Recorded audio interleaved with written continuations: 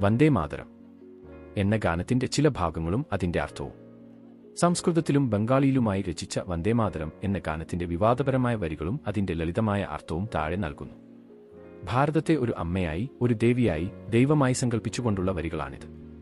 തുമി വിദ്യ, തുമി ധർമ്മ, തുമി ഹൃദി, തുമി മർമ്മ, ത്വം ഹി പ്രാണാത് ശരീരയെ, ബാഹുദേ തുമി മാ ശക്തി, ഹൃദയേ തുമി മാ ഭക്തി, തോമാരി പ്രതിമാ ഗടി മന്ദിരേ മന്ദിരേ. വന്ദേ മാതരം. അർത്ഥം: നീയാണ് ഞങ്ങളുടെ വിദ്യയും ധർമ്മവും, നീയാണ് ഞങ്ങളുടെ ഹൃദയവും മർമ്മവും, ഞങ്ങളുടെ ശരീരത്തിലെ ജീവൻ നീയാണ്, ഞങ്ങളുടെ കൈകളിലെ കരുത്തും ഹൃദയത്തിലെ ഭക്തിയും നീ തന്നെ. ഓരോ ക്ഷേത്രങ്ങളിലും ആരാധിക്കപ്പെടുന്ന വിഗ്രഹം നിന്റേതാണ്. അമ്മേ, ഞാൻ നിന്നെ വന്ദിക്കുന്നു. ത്വം ഹി ദുർഗാ ദശപ്രഹരണധാരിണി, കമല കമലാദള വിഹാരിണി, വാണി വിദ്യാദായിനി. നമാമി ത്വാം, നമാമി കമലാം അമലാം അതുലാം, സുജലാം സുഫലാം മാതരം. വന്ദേ മാതരം. ശ്യാമളാം സർലാം സുസ്മിതാം ഭൂഷിതാം, ധരണീം ഭരണിം മാതരം. വന്ദേ മാതരം. അർത്ഥം: 10 കൈകളിൽ ആയുധമേന്തിയ ദുർഗാദേവി നീയാണ്, താമരപ്പൂവിൽ വസിക്കുന്ന ലക്ഷ്മി നീയാണ്, വിദ്യ നൽകുന്ന സരസ്വതിയും നീ തന്നെ. കളങ്കമില്ലാത്തവളും അതുല്യവുമായ നിന്നെ ഞാൻ വന്ദിക്കുന്നു. പച്ചപ്പാൽ അലങ്കൃതയായവളും പുഞ്ചിരിക്കുന്നവളും ലോകത്തെ മുഴുവൻ പരിപാലിക്കുന്നവളുമായ മാതാവേ, ഞാൻ നിന്നെ വന്ദിക്കുന്നു. അറിയേണ്ട ചില കാര്യങ്ങൾ. ആദ്യ വരികൾ സാധാരണയായി നമ്മൾ ആലപിക്കാറുള്ളത് ഈ ഗാനത്തിന്റെ ആദ്യത്തെ 2 ഖണ്ഡികകൾ മാത്രമാണ്. ഇത് ഇന്ത്യയുടെ ദേശീയ ഗീതമായി അംഗീകരിക്കപ്പെട്ടിരിക്കുന്നു.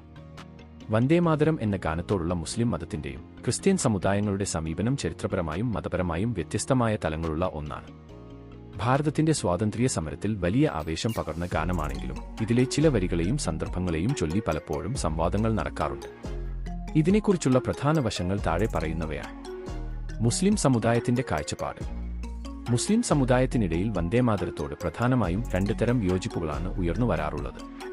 ഏകദൈവ വിശ്വാസം. ഇസ്ലാം മതം അനുസരിച്ച് ദൈവം, അല്ലാഹു അല്ലാതെ മറ്റാരും വന്ദിക്കപ്പെടാൻ അർഹല്ല. വന്ദേമാതരം എന്ന വാക്കിന്റെ അർത്ഥം ഈ അമ്മയെ ഞാൻ വന്ദിക്കുന്നു എന്നാണ്. ഇതിൽ മാതൃരാജ്യത്തെ ഒരു ദേവിയായി സങ്കല്പിച്ചാണ് വന്ദിക്കുന്നത്. ഇത് തങ്ങളുടെ മതപരമായ വിശ്വാസത്തിന് വിരുദ്ധമാണെന്നാണ് ഭൂരിഭാഗം ഇസ്ലാമിക പണ്ഡിതന്മാരും ചൂണ്ടിക്കാട്ടുന്നത്. ആനന്ദമഠം എന്ന നോവൽ ബങ്കിം ചന്ദ്ര ചാറ്റർജിയുടെ ആനന്ദമഠം എന്ന നോവലിലെ ഭാഗമാണിത്. ഈ നോവലിന്റെ പശ്ചാത്തലം ചിലയിടങ്ങളിൽ മുസ്ലിം വിരുദ്ധമാണെന്ന വാദവും മുസ്ലിം സംഘടനകൾക്കിടയിലുണ്ട്. മിക്ക മുസ്ലിം സംഘടനകളും ഗാനത്തിന്റെ ആദ്യ 2 വരികൾ ആലപിക്കുന്നതിനോ ആദരിക്കുന്നതിനോ എതിരല്ല, അതിൽ പ്രകൃതിയെയും മാതൃഭൂമിയെയുമാണ് വർണ്ണിക്കുന്നത്. എന്നാൽ മതപരമായ ആരാധനയുടെ ഭാഗമായി ഇതിനെ കാണുന്നതിനെ അവർ എതിർക്കുന്നു. ക്രിസ്ത്യൻ സമുദായത്തിന്റെ കാഴ്ചപ്പാട്. പല ക്രിസ്ത്യൻ സമുദായത്തിനിടയിൽ ഇതിനോട് പൊതുവെ മിതമായ നിലപാടാണുള്ളത്. എങ്കിലും ചില സാങ്കേതിക വശങ്ങൾ ശ്രദ്ധേയമാണ്. ദേശസ്നേഹ ഗാനം. ഭൂരിഭാഗം ക്രിസ്ത്യൻ സഭകളും വന്ദേമാതരത്തെ ഒരു ദേശസ്നേഹ ഗാനമായി അംഗീകരിക്കുന്നു.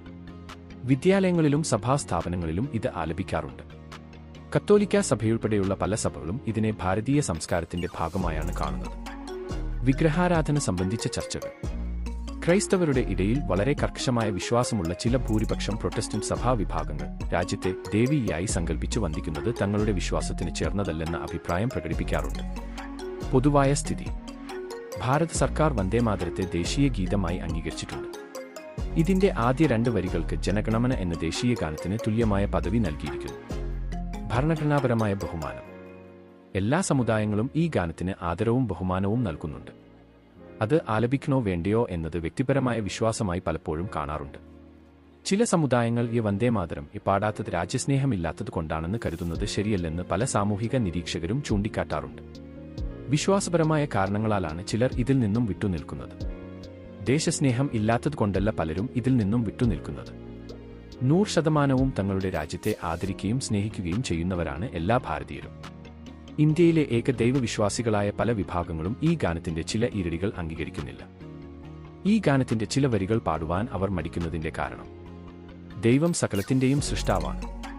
ഭാരതം മാത്രമല്ല, ഭൂമിയും അതിലെ സകല ജീവജാലങ്ങളും, ആകാശവും അതിലെ സൂര്യചന്ദ്രന്മാരും സമുദ്രവും അതിലെ മത്സ്യങ്ങളും എല്ലാം ദൈവത്തിന്റെ സൃഷ്ടികളാണ്. ഏകദൈവ വിശ്വാസികൾ സൃഷ്ടികളെ അല്ല, സൃഷ്ടാവിനെ മാത്രമേ വണങ്ങി ആരാധിക്കൂ. അപ്പോൾ എങ്ങനെ ഈ ഗാനം പൂർണ്ണമായി ആലപിക്കുവാൻ അവർക്ക് സാധിക്കും?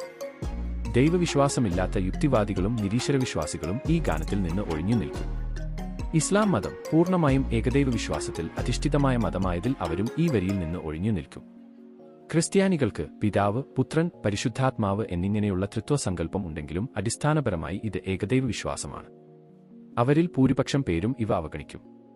സിഖ് മതം ഏക് ഓങ്കാർ ദൈവം ഒന്നാണ് എന്ന സങ്കല്പമാണ് സിഖ് മതത്തിന്റെ അടിസ്ഥാനം.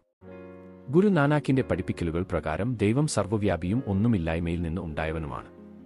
അവരിൽ നല്ലൊരു ഭാഗം ജനങ്ങളും മാറി നിൽക്കും. ജൂതമതം ഇന്ത്യയിലെ ഏറ്റവും പഴയ ഏകദൈവ വിശ്വാസ വിഭാഗങ്ങളിൽ ഒന്നാണിത്. യഹോവ എന്ന ഏകദൈവത്തിലാണ് ഇവർ വിശ്വസിക്കുന്നത്. ഹൈന്ദവ ധർമ്മത്തിലും ഏകദൈവ സങ്കല്പങ്ങളുണ്ട്. ഹൈന്ദവ വിശ്വാസത്തിൽ പല ദൈവങ്ങളെ ആരാധിക്കുന്നുണ്ടെങ്കിലും തത്വശാസ്ത്രപരമായി ഏകദൈവ വിശ്വാസം പിന്തുടരുന്ന ചില രീതികളുണ്ട്. അദ്വൈത വേദാന്തം എല്ലാ ജീവജാലങ്ങളും പ്രപഞ്ചവും ഒരേയൊരു ബ്രഹ്മത്തിന്റെ ഭാഗമാണെന്ന് ഇത് പഠിപ്പിക്കുന്നു. ആര്യസമാജം സ്വാമി ദയാനന്ദ സരസ്വതി സ്ഥാപിച്ച ഈ പ്രസ്ഥാനം വിഗ്രഹാരാധനയെ എതിർക്കുകയും വേദങ്ങളിൽ പറയുന്ന ഏകദൈവത്തിൽ വിശ്വസിക്കുകയും ചെയ്യുന്നു. ബ്രഹ്മസമാജം രാജാ റാം മോഹൻ റോയ് സ്ഥാപിച്ച ഈ പ്രസ്ഥാനം ഏകദൈവ വിശ്വാസത്തിനും സാമൂഹിക പരിഷ്കരണത്തിനും മുൻഗണന നൽകുന്നു. ബഹായി മതം എല്ലാ മതങ്ങളും ഒന്നാണെന്നും ദൈവം ഒന്നാണെന്നും വിശ്വസിക്കുന്നവരാണ് ഇവർ. സ്വരാഷ്ട്രീയൻ മതം പാഴ്സികൾ ഇവർ അഹുറമസ്ത എന്ന ഏകദൈവത്തിൽ വിശ്വസിക്കുന്നു. ഭാരതീയ ചിന്താധാരയനുസരിച്ച് ഏകം സത് വിപ്രാ ബഹുധാ വദന്തി സത്യം ഒന്നേയുള്ളൂ, പണ്ഡിതന്മാർ അതിനെ പല പേരിൽ വിളിക്കുന്നു എന്ന തത്വം പലപ്പോഴും ഈ വൈവിധ്യങ്ങളെ ഒന്നിപ്പിക്കുന്നു. പ്രധാനമായും സ്വാമിനാരായൺ സമ്പ്രദായം പോലുള്ള പ്രസ്ഥാനങ്ങളെയാണ് ഇത്തരം സഭകൾ കൊണ്ട് ഉദ്ദേശിക്കുന്നത്. ഇവരുടെ വിശ്വാസരീതികളെക്കുറിച്ച് താഴെ പറയുന്ന കാര്യങ്ങൾ ശ്രദ്ധേയമാണ്. ഒരു പരബ്രഹ്മ സങ്കല്പം. പല സത്സംഗ സഭകളും അനേകം ദേവീദേവന്മാർ ഉണ്ടെന്ന് വിശ്വസിക്കുമ്പോഴും അവരെല്ലാവരും ഒരു പരബ്രഹ്മത്തിന്റെ അല്ലെങ്കിൽ ഒരു പരമാത്മാവിന്റെ വിവിധ രൂപങ്ങളാണെന്ന് കരുതുന്നു. ഇതിനെ ഏകേശ്വരവാദം എന്ന് വിളിക്കാം. 2 സ്വാമിനാരായൺ സത്സംഗം. ഗുജറാത്തിലും ഇന്ത്യയുടെ മറ്റു ഭാഗങ്ങളിലും വളരെ സജീവമായ ഈ വിഭാഗം ഭഗവാൻ സ്വാമിനാരായണനെ സർവോപരിയായ ഏകദൈവമായി ആരാധിക്കുന്നു. വിഗ്രഹാരാധന ഉണ്ടെങ്കിലും അത് ഒരു കേന്ദ്ര ദൈവത്തിലേക്ക് കേന്ദ്രീകരിച്ചിട്ടുള്ളതാണ്. 3 നിർഗുണഭക്തി നിരാകാരമായ ദൈവം. ചില സത്സംഗങ്ങൾ ദൈവത്തിന് രൂപമില്ലെന്നും നിർഗുണ ബ്രഹ്മം ദൈവം ഒന്നാണെന്നും വിശ്വസിക്കുന്നു. കബീർ പന്ത് രാധാസ്വാമി സത്സംഗം തുടങ്ങിയവ ഇതിന് ഉദാഹരണങ്ങളാണ്. ഇവർ ദൈവത്തെ ഒരു പ്രകാശമായോ ശബ്ദമായോ അല്ലെങ്കിൽ ഗുരുവിലൂടെയോ ആണ് ദർശിക്കുന്നത്.